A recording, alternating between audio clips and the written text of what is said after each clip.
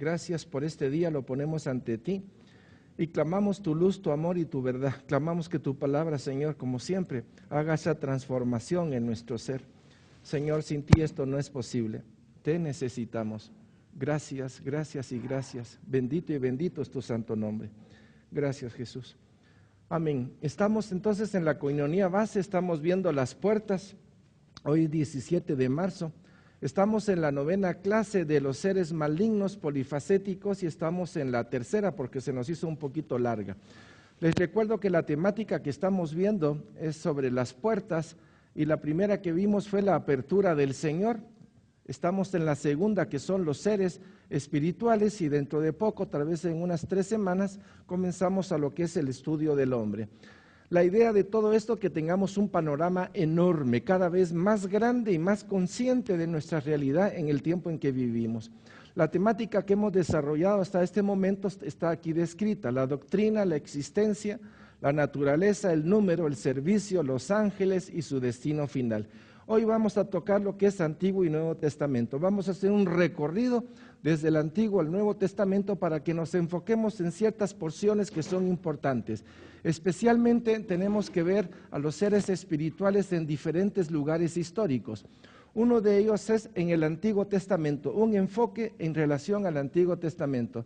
Otro enfoque es en relación a Jesucristo. Y otro enfoque es en relación al hombre. Así es que vamos a comenzar a ver ciertos aspectos. Este es el diseño que hemos tenido para explicar un poquito lo que son las puertas. La primera es la apertura, Cristo engendrado. Segundo, la creación de los seres espirituales, la mano de Dios que sostiene todo. Y aquí estamos viendo cómo uno de los seres espirituales ha caído y este ser espiritual ya está condenado, ya está separado de lo que podríamos llamar la gloria de Dios.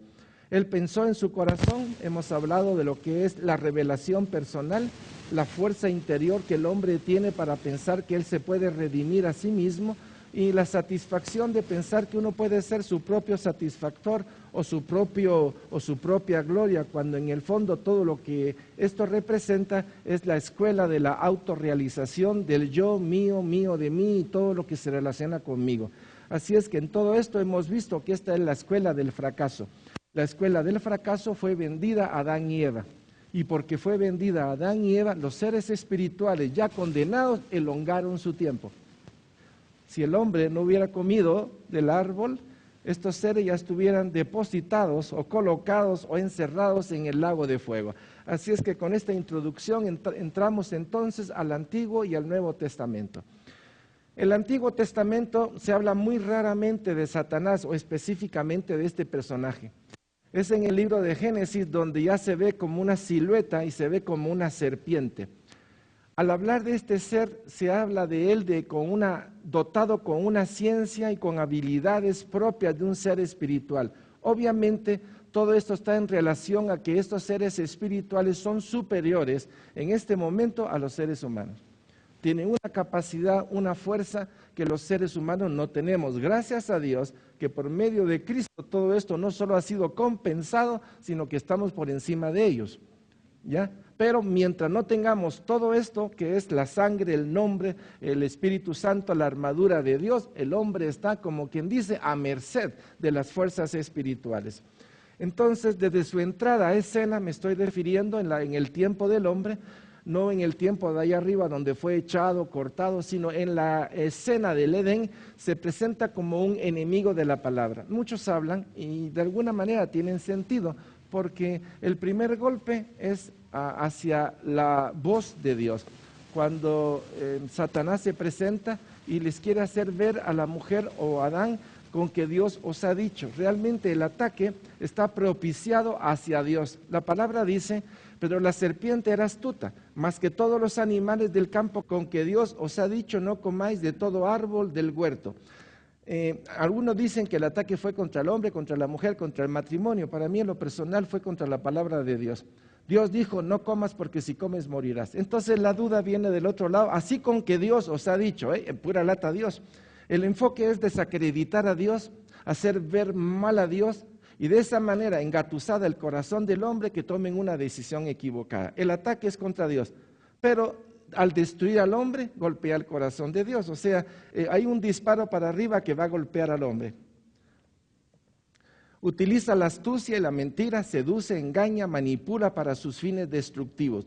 Ya hemos visto lo que aconteció en el corazón de Satanás. Génesis 3:13 dice, entonces el Señor dijo a la mujer, ¿qué es lo que has hecho? Y la mujer respondió, la serpiente me engañó. Estamos viendo las capacidades de la misma.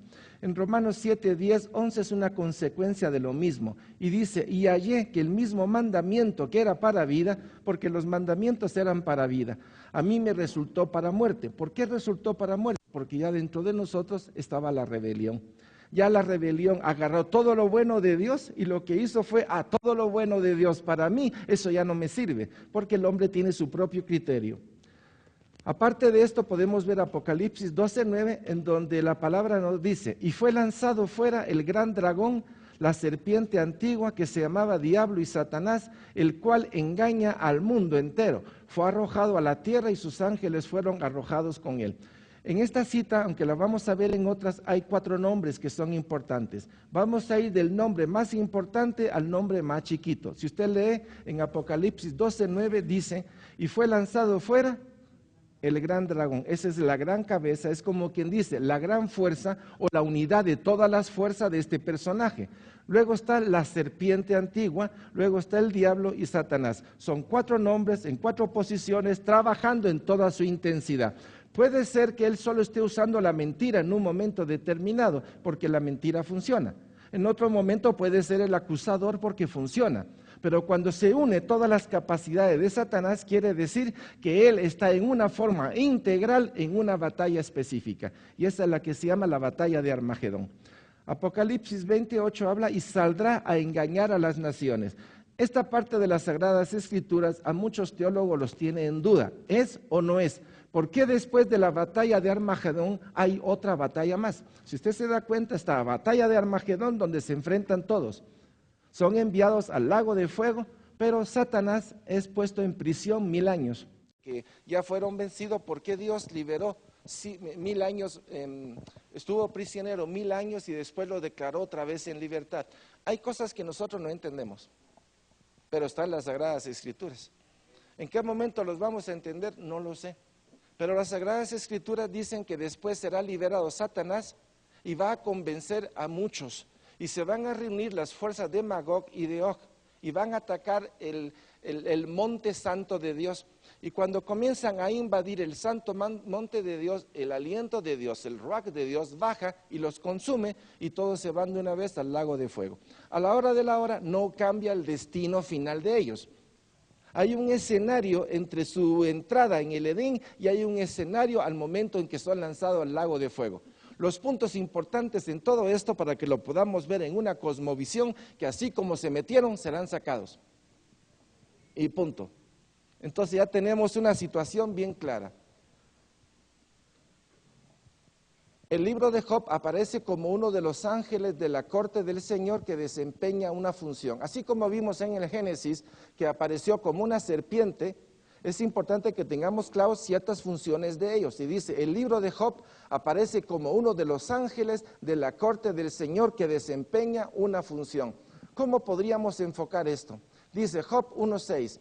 Un día vinieron a presentarse delante del Señor los hijos de Dios, entre los cuales vino también Satanás. ¿Cómo podemos explicar este escenario? Algunos dicen que Satanás representa a un fiscal, aquel que agarra los elementos y va a comenzar a atacar para denigrar al hombre. Ahora, ¿de qué se aprovecha Satanás para podernos acusar?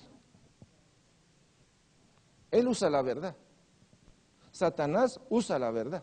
Cada vez que nosotros pecamos y no confesamos, él tiene todo el derecho como fiscal de agarrar ese elemento y ponerlo en contra de nosotros. ¿Tiene sentido? Ahora, el hecho de que nosotros no conozcamos esto y pecamos y no confesamos, le damos los elementos a él para que nos acuse. Por eso, si no hay elementos, no tiene con qué. Entonces, es una representación para hacernos ver que actúa como un acusador.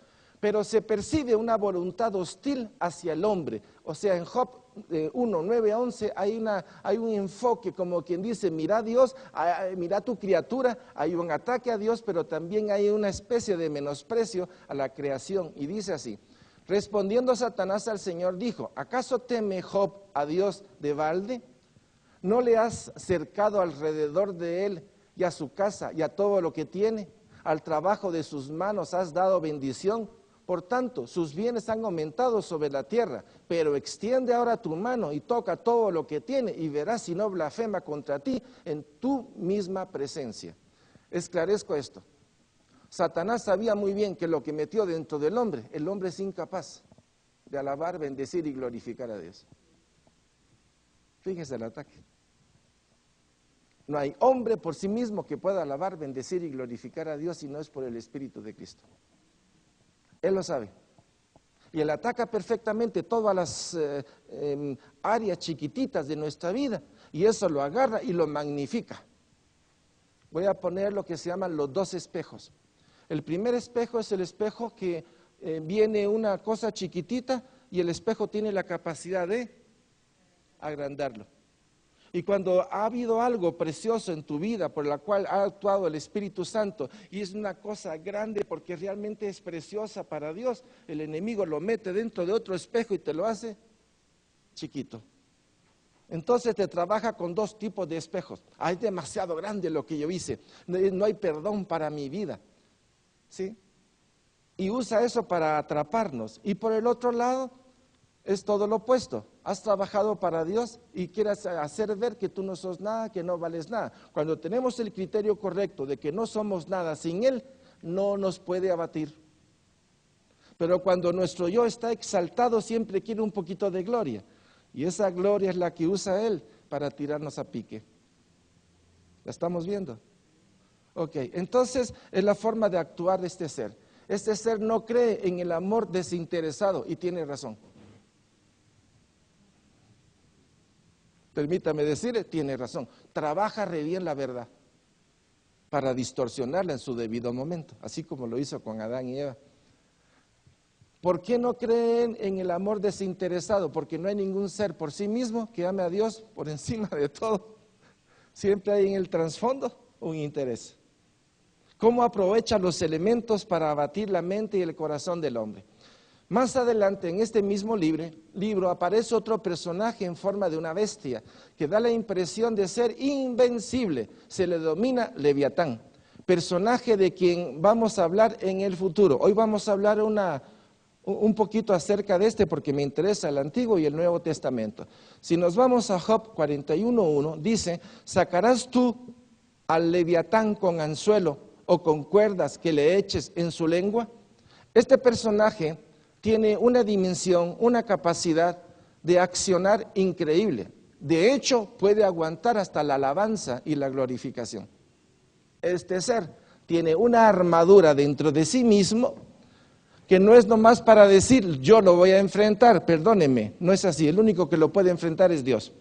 Si usted se va a leer el libro de Job, se va a topar con que es el único que puede hacerlo. No hay arma forjada que pueda contra él. Ahora, no quiero decir que él no caiga dentro de la soberanía de Dios. Solo estoy ubicándolo para que sepamos que este ser está descrito en la palabra de Dios, está en Job y está en los Salmos. Y hay varias citas que hablan de este personaje. Cuando hablo de este personaje, lo que quiero decir es que dentro de los seres espirituales hay una serie de posiciones. Algunos hablan de que Leviatán, por eso les digo, las posiciones teológicas que hay, estoy hablando de posiciones ahorita. Cuando se habla de Leviatán, la palabra Leviatán viene de Leví. ¿Y quiénes eran los levitas? No eran los que ocupaban el puesto de sacerdotes. Entre los levitas habían 2 órdenes. Estaban los que eran de Aarón, que eran el sumo sacerdotes o los sacerdotes, y del otro lado estaban los levitas. Y los levitas tenían ciertas funciones. O sea, a la hora de la hora, Leviatán quiere decir que posiblemente en el cielo tenía una función sacerdotal. ¿De qué tipo? No sabemos. Por eso les digo, son muchos elementos teológicos los que se manejan a través de los nombres y a través de las posiciones. Tener una idea de esto no quiere decir, ¡ala! Entonces será fuerte. Todos están vencidos.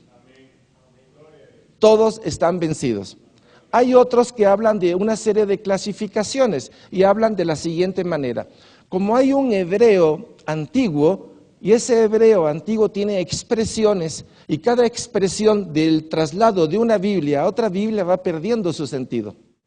Dependiendo de la escuela o de la iglesia, hay una serie de tipologías en relación a todo esto. A la conclusión que he llegado después de estudiar varias de estas es, no me importa la clasificación. No me importa qué tan altos eran ni qué tan bajos, todos fueron derrotados en la cruz de Cristo. Por eso lo dice en Colosenses, todos fueron exhibidos públicamente. Entonces eso me da a mí. Ahora, el tener todas estas clasificaciones de si era levita y si era leviatán y no hay nadie contra él, permítame, la sangre de Cristo puede contra él. Ahora, es Cristo. Nosotros no es que nos pongamos en una posición de yo soldado, yo no soy el soldado es el que está en mí, que es Cristo. Entonces no debemos de perder las perspectivas en relación a los seres espirituales, pero tenemos que ubicarlo. ¿Él es un acusador? Sí. Qué bueno que sea acusador. Porque si Él no es acusador, nosotros en nuestra hipocresía ocultamos el pecado y cuando lleguemos al juicio, ¿qué? A la hora de la hora es a favor de nosotros el que nos acuse. Es el elemento que usa Dios. Porque si por las buenas no queremos, de repente por las malas o por lo que se llama la gracia coercitiva, por el otro laredo, estas fuerzas, el hambre, la peste. ¿Qué le pasó al hijo pródigo? Recibió toda la herencia, se fue, la malgastó y en el tiempo en que estaba él hubo hambruna, apareció hambruna y la hambruna lo llevó a una reflexión. O sea que los elementos que están alrededor de nosotros, en todas las cosas interviene Dios para bien de nosotros. Y en todas incluye a Leviatán, incluye a Lucifer, incluye al dragón, incluye al diablo, incluye a todos juntos. En todas las cosas. O sea, a la hora de la hora es el tipo de enfoque y el conocimiento que tenemos de lo que nos ha dado Dios para enfrentar cada cosa en su lugar debido. En el tiempo, ¿estamos? Así es que Leviatán como personaje, pues tiene su fuerza. Hay otros que hablan de Leviatán y lo clasifican en otra estructura. Y dicen que Leviatán, o sea, estoy hablando de ese hebreo antiguo, y dice que Leviatán es el encargado de una clasificación de seres espirituales. Y no me extrañaría, porque a la hora de la hora no conocemos muchas cosas, o el hebreo antiguo, como no tenemos una traducción muy buena, pues puede ser que esté ahí y que la clasificación sea verdadera, pero aún así la sangre está por encima de ellos.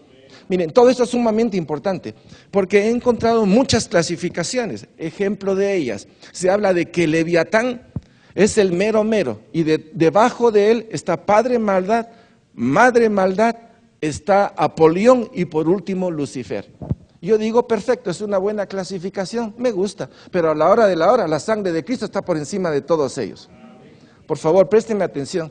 También se hablan de que han habido algunas creaciones previas.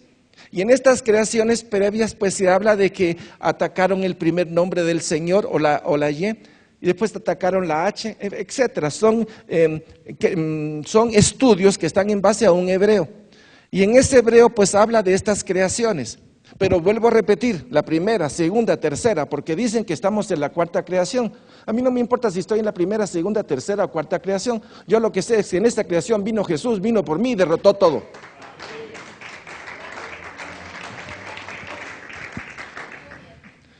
Necesitamos los elementos, no perder la línea que Dios nos ha dado.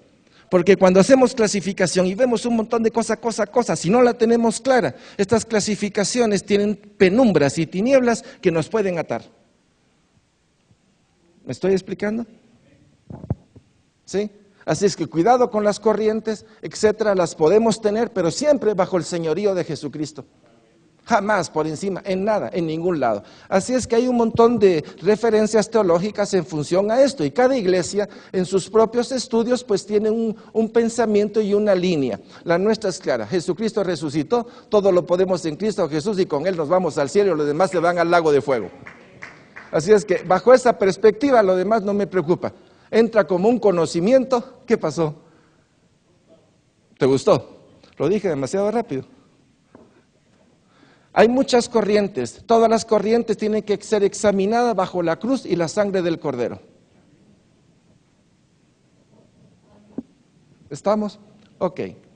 Entonces, el libro de Zacarías es otro enfoque muy interesante. En el libro de Zacarías, el acusador se transforma en un verdadero adversario. Una cosa es ser un fiscal, es que Señor, el acusado por esto y esto y lo otro. Aquí se vuelve ya como un ser hostil en contra de nosotros. Zacarías 3:1-5 dice, me mostró al sumo sacerdote Josué, el cual estaba delante del ángel del Señor, y Satanás estaba a su mano derecha para acusarle.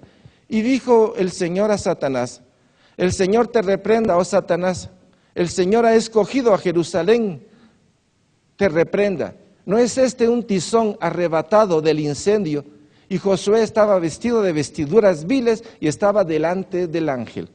Si hay algo que este ser quiere, es golpear el corazón de Dios y denigrar lo que Dios hizo. A la hora de la hora, Satanás quiere denigrar el nombre de Dios y quiere denigrar la corona de la creación que somos nosotros. Y aquí viene un punto importante, sumamente importante, de lo cual yo estoy convencido. Ningún ser espiritual fue hecho a imagen y semejanza de Dios. Y por envidia, cuando Dios hizo al hombre y lo hizo del material más común, más barato, el que había por todos lados, lo hizo del barro. Y al barro de la humildad lo quiere coronar en el trono de Dios, de alguna manera como hijo y como heredero en Cristo Jesús. Obviamente un ser espiritual que ve todo esto y ya su mente y su corazón está pervertido, el odio que maneja, el resentimiento que maneja, lo tiene que proyectar a algún lado.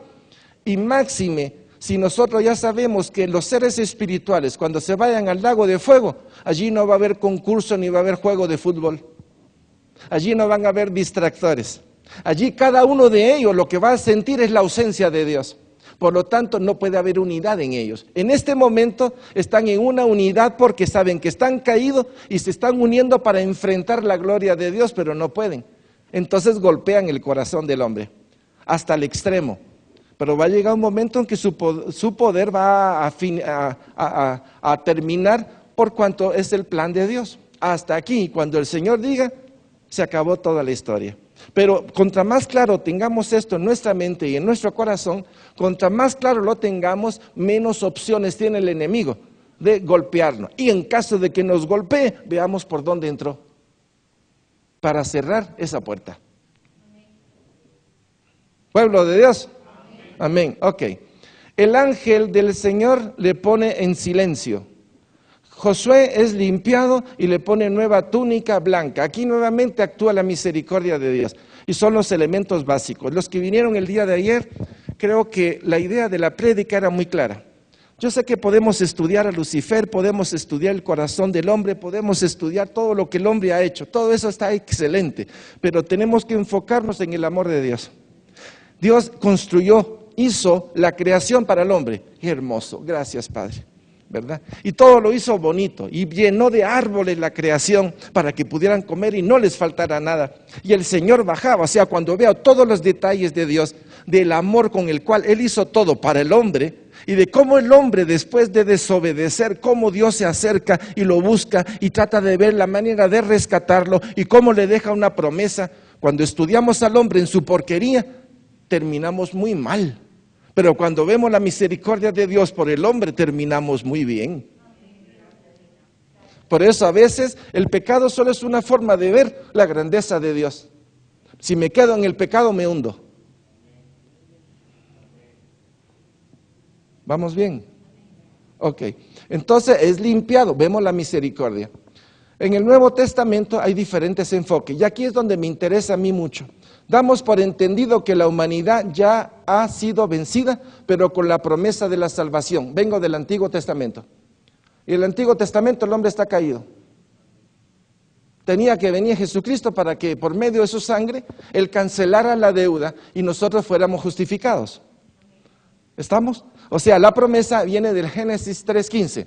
Ahora, la promesa realmente no es del Génesis 3:15. El Señor dijo que se escribiera Génesis 3:15 porque ya estaba.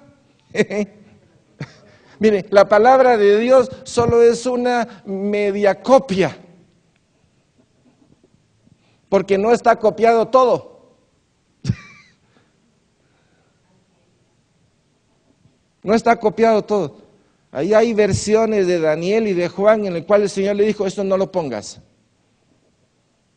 Y hay otra porción que está escrita, ¿dónde? En el rollo, y que va a ser revelada, ¿o no? ¿Y dónde fue escrito esto? Allá.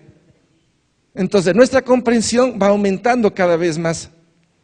Nuestra dimensión, Señor, gracias, porque veo que en todo este paquete de amor jamás fallaste, tu amor es fiel, has permanecido siempre. Entonces nuestro corazón hacia Él se llena de gratitud, que es la palabra clave del reino de Dios. Todos los que están allá arriba están con una gratitud eterna, porque dependen de Dios.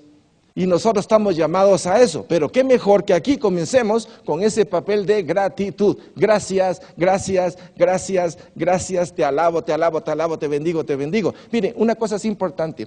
Hace unos 5 o 6 años en una de las convenciones de Unidos en Cristo, en ese momento dije, miren, mi mente va tan rápido en agradecimiento a las cosas de Dios que mi boca no responde a la gratitud. Porque es tanto lo que mi mente ya tiene de bendito sea por esto y esto y esto y esto que quisiera decir al mismo tiempo que mi velocidad camina, mi boca respondiera en gratitud. Y eso tiene que aparecer en todos nosotros. Ahora, eso no es producto de mi mente, ese es el producto del trabajo del Espíritu Santo, donde hemos probado que pecamos, pedimos perdón y su gracia nos recupera, su misericordia nos alcanza. Entonces, ¿qué queda en nosotros?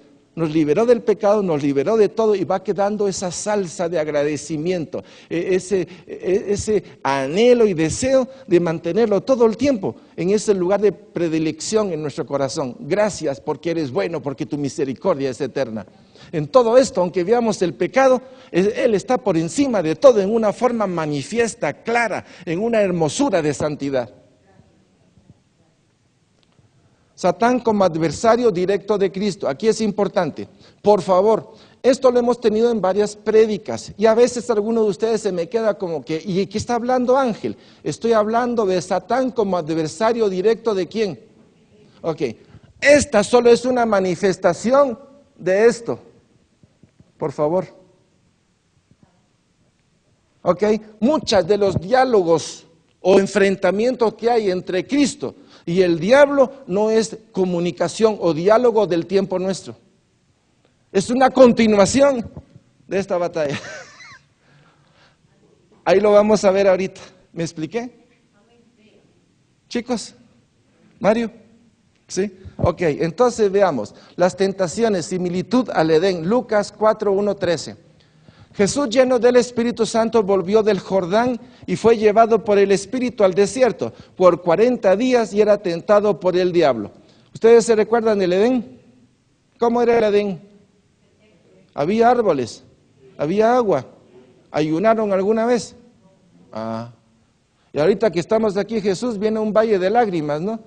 Y comenzamos a ver 2 escenarios. El Edén lleno de cosas y aquí estamos viendo a Jesús en un ayuno 40 días. Y dice, por 40 días y era tentado por el diablo y no comió nada en aquellos días, pasados los cuales tuvo hambre. Entonces el diablo le dijo, si eres hijo de Dios, di a estas piedras que se conviertan en pan. Jesús respondió, dijo, escrito está, no solo de pan vivirá el hombre, sino de toda palabra de Dios. Esclarezco, si la voluntad de Cristo hubiera estado en la voluntad del hombre, en el Edén, así con que os ha dicho Dios, sí, porque mi Dios es digno de confianza. De una vez cortadito el diablo, o la serpiente, ¿o no? Ahí está. Y aquí lo está venciendo, ¿quién? Cristo. El hombre nuevo, el Hijo de Dios. Y dice después, no solo de pan vivirá el hombre, sino de toda palabra de Dios. Y le llevó el diablo a un monte alto y le mostró en un momento todos los reinos de la tierra.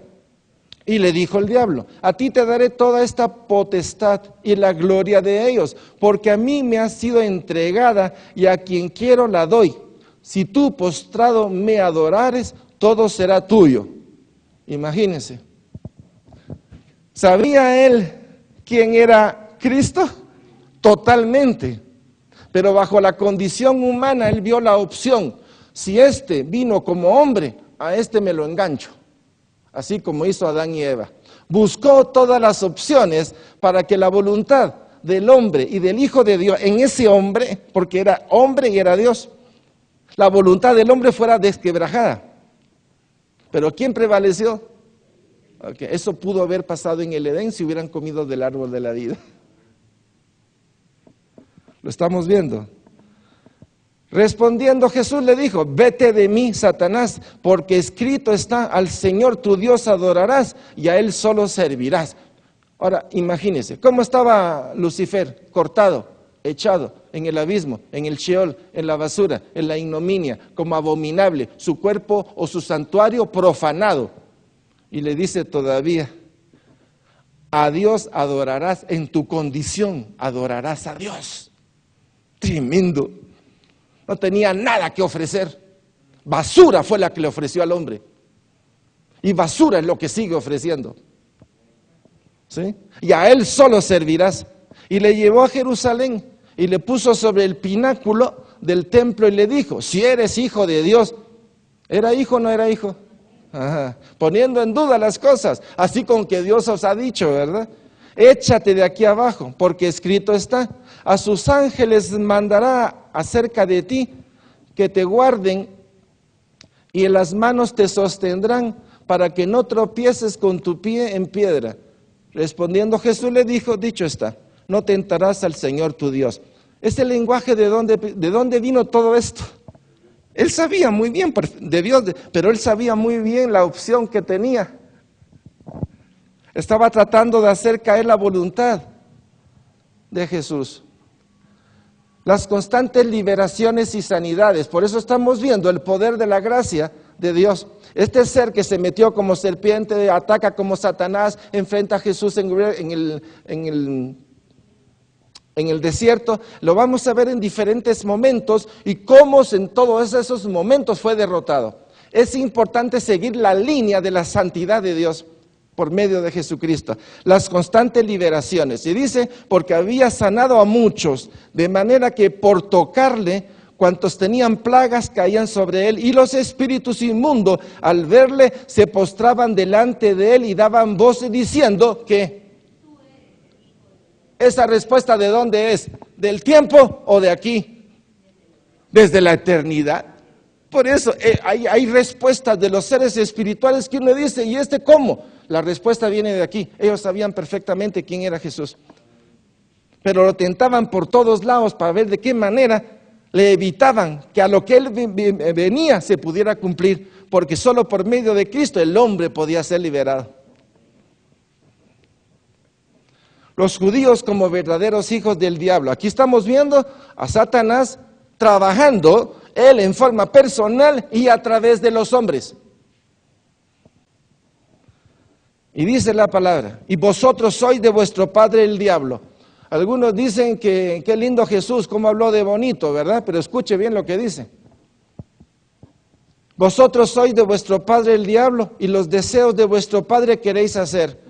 Él ha sido homicida desde el principio y no ha permanecido en la verdad, porque no hay verdad en él. Cuando habla mentira, de suyo habla, porque es mentiroso y padre de mentira. Y a mí, porque digo la verdad, no me creéis. ¿Qué tal confrontación? ¿Qué dirían ustedes de esto? ¿No es esto lo que ocurre normalmente? No solo afuera, dentro de la iglesia. Dentro de la iglesia.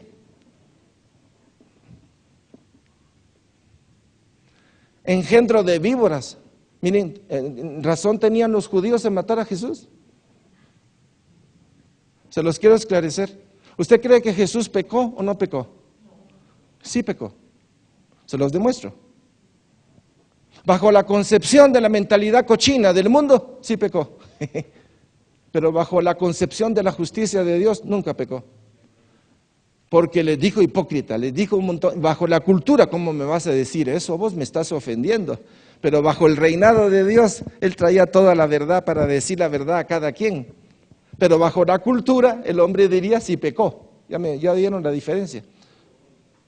Pecó, si se puede llamar, contra una cultura degenerada, pues, porque la cultura degenerada, la susceptibilidad, el criterio de rectitud, cuando todo es una vagrada. ¿Me estoy explicando? ¿Sí? O sea, bajo la concepción del hombre pecador, Jesús pecó, pero bajo la concepción de Dios como justo y como santo, Jesús nunca pecó. ¿Ya lo vieron? Ok. Mateo 3:7. Al ver él que muchos de los fariseos y de los saduceos venían a su bautismo, les decía: generación de víboras, ¿quién os enseñó a huir de la ira venidera? Vean ustedes. Mateo 12:34. Generación de víboras, ¿cómo podéis hablar lo bueno siendo malos? Porque de la abundancia del corazón habla. ¿Y qué es lo que había en el corazón del hombre? Mientras no vino Cristo, mientras no era de Cristo, ¿qué prevalecía? La iniquidad. ¿Y la iniquidad qué produce? Váyase a la lista de Marcos 7:21, va a encontrar 13 cosas, solo en esa lista. 13 cosas. Perdón. Mateo 23:26. Hay de vosotros, escribas y fariseos hipócritas. ¿Cómo creen ustedes que estaba ese pueblo? O los fariseos, pues. Porque diezmáis la menta y el eneldo y el comino y dejáis lo más importante de la ley, la justicia, la misericordia y la fe. Esto era necesario hacer sin dejar de hacer aquello. Guías ciegos que coláis el mosquito y tragáis el camello. En pocas palabras, ¿qué les dijo? Mejor no me lo digan.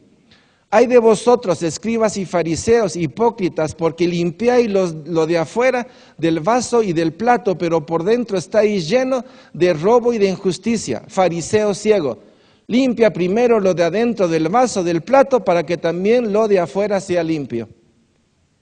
¿Cómo creen ustedes que se estaba calentando esta gente? Mateo 23:29. Hay de vosotros, escribas y fariseos, hipócritas. Si no entendieron el primer hipócrita, se lo digo por segunda vez, porque sois semejante a sepulcros blanqueados que por fuera a la verdad se muestran hermosos, mas por dentro están llenos de huesos de muerto y de toda inmundicia. ¿Qué les estaba diciendo? Vea, es que miren, el lenguaje fue tremendo. Algunos dicen que Jesús solo habló hermosuras. Perdónenme, la hermosura que Dios hablaba era en relación a la verdad de lo que había en el corazón del hombre. Así también vosotros por fuera a la verdad os mostráis justos a los hombres, pero por dentro estáis llenos de hipocresía y de iniquidad. ¿Está claro, jóvenes? Chito, silencio. Hay de vosotros, escribas y fariseos, hipócritas, por si acaso no entendieron las otras dos, porque edificáis los sepulcros de los profetas y adornáis los monumentos de los justos. Y el máximo apogeo de los judíos, hijos como los hijos de la simiente de Satán, porque hasta que no sean de Cristo, son de la simiente de Satán. Qué duro lo que estoy diciendo. Por eso, no tener negocio con los hijos de Satán, porque a la hora de la hora, peligroso. Y con los hijos de Dios, los ojotes bien abiertos. ¿Por qué se ríen si estoy hablando de ustedes? Estoy hablando de mí. No se rían porque me siento ofendido. Lucas 22, 52, 53. Y Jesús dijo a los principales sacerdotes, a los jefes de la guardia del templo y a los ancianos que habían venido contra él, como contra un ladrón habéis salido con espada y palos. Habiendo estado con vosotros cada día en el templo, no extendisteis la mano contra mí, mas esta es vuestra y la potestad de las, como quien dice, este es el momento. Así como cuando él dijo aquí y entregó todo, él reconoció que en el huerto de Getsemaní era necesario que todo ocurriera, porque todo estaba programado. Su voluntad desde allá ya estaba en el sí. Aquí lo único que tenía que morir era su cuerpo, para manifestar la buena, agradable y perfecta voluntad que venía desde siempre. Por eso Él no ha cambiado, Él sigue siendo igual, ayer, hoy y siempre. Permanece en su voluntad perfecta a favor de nosotros. Él no puede contradecirse. Satanás parece dirigir el juego, esa es la realidad. Durante todo este tiempo en el cual nuestra ignorancia tenía título de maestría, y se rieron. ¿Sí? Daba la impresión de que el que tenía el control era él. Por el engaño del mundo, por el sistema humanista, por todo lo que nos ha rodeado, de alguna manera nuestra mente estaba condicionada a creer que el que manejaba este juego era Satanás. Pero no es cierto. Por eso la importancia de descubrir todos estos elementos. Satanás parece dirigir el juego, pero en realidad no tiene ningún poder sobre Cristo. Todo es obra del amor y de la obediencia del Hijo al Padre, y lo vamos a ver. Juan 14, 30, 31 dice: no hablaré ya mucho con vosotros, porque viene el príncipe de este mundo, y él nada tiene en mí. Mas para que el mundo conozca que amo al Padre, y como el Padre me mandó, así hago. ¿Qué es lo que estaba haciendo Jesús? La obra del Padre, el mandato del Padre. Bajo esa obediencia viene el triunfo para nosotros. Qué tremendo, ¿verdad? Y pasa desapercibido en las lecturas. En el momento en que se siente seguro de su victoria, es derrotado el príncipe de este mundo. Por eso es importante. Si Jesús no hubiera resucitado, vana sería nuestra fe. Porque había llegado a la cruz como el Cordero de Dios. Tenía que ser sacrificado, tenía que vencer la muerte, tenía que resucitar, tenía que tomar la sangre, toda la sangre que Él dejó. Cuando digo toda la sangre, no estoy hablando de la sangre que Él derramó en el huerto Getsemaní, o en todo lo que se llama la Vía Crucis, ¿verdad? De todo ese proceso. Estoy hablando desde el momento en que se cortó el cordón umbilical. En el momento en que se cortó el cordón umbilical, sangre fetal cayó. Luego sangre de circuncisión. Se habla de 12 o 13 momentos en los cuales hubo derramamiento de sangre perfecta, de sangre de gloria. Y Jesús recoge toda esa sangre, porque toda esa sangre tiene un significado ante el trono de la gracia. Padre, mi sangre, toda mi sangre fue derramada. Aquí está. Tu sangre es bienvenida, tu sangre es recibida como el sacrificio único para el perdón de los pecados de los hombres. Y el hombre puede entrar aquí, es justificado, es perdonado, se regresa a la relación con el Padre por medio de Cristo. Entonces vemos cómo el poder de las tinieblas en todo esto, mentira, más el hombre por el hombre, más todas las teorías económicas, filosóficas, podrán ser bonitas, pero no nos sacan para llevar a la eternidad. Por eso era necesario el Cordero de Dios. Por eso era necesario que Él viniera para mostrar su amor, que desde el principio en el Génesis lo mostró. Génesis 3:15 es una profecía elongada del amor de Dios para que nadie muera, sino que todos tengan vida. Vamos. Juan 12, 31, 32. Ahora es el juicio de este mundo. Ahora el príncipe de este mundo será echado fuera. Y yo, si fuera levantado de la tierra, a todos atraeré a mí mismo. Todo el que crea en Cristo saca de sí la simiente de Satán. El que no cree en Cristo sigue siendo polvo, y el polvo es alimento para la serpiente. Mandato de Dios, y comerás polvo. Y nosotros somos polvo, pero polvo con Cristo más que victorioso. Sin Cristo somos polvo para serpiente, o conmigo o contra mí. O recoges o desparrama. Tenemos que tener con claridad la posición en la cual estamos. El imperio del mundo que una vez ofreció a Cristo, Lucas 4:6, pertenece ahora a Cristo muerto y resucitado y glorificado. Lo que el hombre le entregó aquí en el Edén a Luzbel, todo es recuperado aquí por medio de Cristo.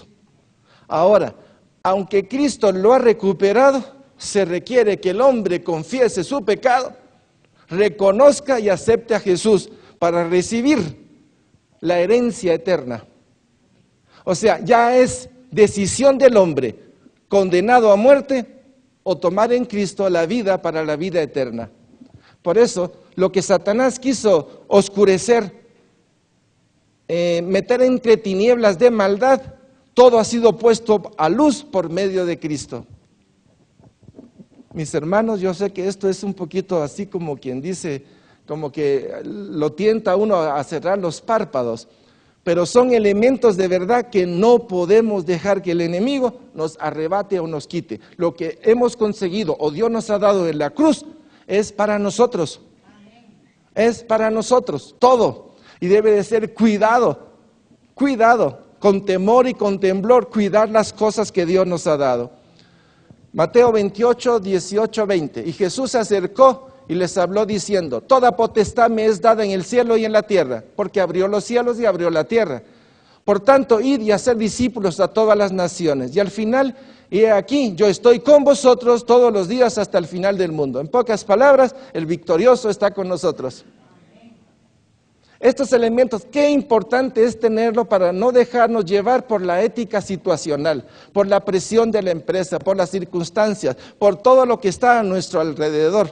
El enemigo está atacando como que si fuera chicle. Cuando usted va caminando y pisa un chicle, ¿qué pasa?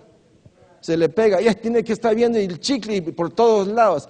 Está como metiendo dentro de todo y dentro de la iglesia un tipo de chicle gelatinoso espiritual en donde nos quiera ver todos envueltos en una especie de asidia espiritual, de pereza espiritual, de negligencia espiritual, de ceguera espiritual. ¿Y para qué más? ¿Están sintiendo ese ambiente? Filipenses, por lo cual Dios también le exaltó hasta lo sumo y le dio un nombre que es sobre todo nombre. Estamos viendo en una línea casi directa la obra de Jesucristo consumada en la cruz a favor de nosotros. ¿Le han dado el nombre por encima de todo nombre? Sí. Su sangre ha sido reconocida como la única sangre que libera y que nos da paz con Dios y paz con el hombre. Sí. Nos justifica, nos salva, nos levanta. Sí. O sea, ¿se ha cumplido la promesa de Dios? Sí. Ayer hablábamos de 3 palabras: promesa, pacto y hechos. ¿Prometió el Señor de la simiente de la mujer dar la libertad? Sí, promesa. ¿Firmó Él con su sangre de que eso Él lo haría? Sí. ¿Lo consumó en la cruz? Sí. ¿Qué podemos decir de Él? Gracias, Señor. Por eso en esta línea es cuando podemos o hacemos descubrir las obras de tiniebla que hay afuera y que hay dentro de nuestro corazón. De otra manera, vamos a dejarlo aquí, vamos a la próximo lunes, vamos a ver el adversario de los cristianos. Vamos a orar. Padre, gracias por este día. Gracias por tu amor, por tu misericordia, por tu bondad, por tu ternura. Gracias, Señor, por la obra que estás haciendo en nosotros y sobre todo porque estás metiendo tu palabra de verdad y nos estás descubriendo en nuestra hipocresía. Nos estás descubriendo en nuestra dualidad, en nuestra pereza, en nuestra asidia espiritual. Nos estás descubriendo en esas áreas donde generalmente nosotros aplicamos razonamiento y justicia y justificación para aparentar algo que en el fondo ni queremos ni deseamos. Gracias, Señor, porque tu palabra viene a ser ahorita luz a nuestras vidas para que salgamos de esas pequeñas tinieblas y caminemos en tu luz. Por tu amor. Y en el nombre de Jesús, haz tu obra. Por favor, no pares. No pares. Gracias, Señor. Bendito seas. Bendigo sus vidas, sus matrimonios, sus negocios y clamo a Dios para que usted sea hoy ese heraldo que hable del Rey de Reyes y Señor de Señores y llegue a otros, no solo para llevarlos a la conversión, sino para invitarlos también a un retiro. Mis hermanos, seamos activos, seamos dinámicos para la obra y la gracia de nuestro amado Señor Jesucristo.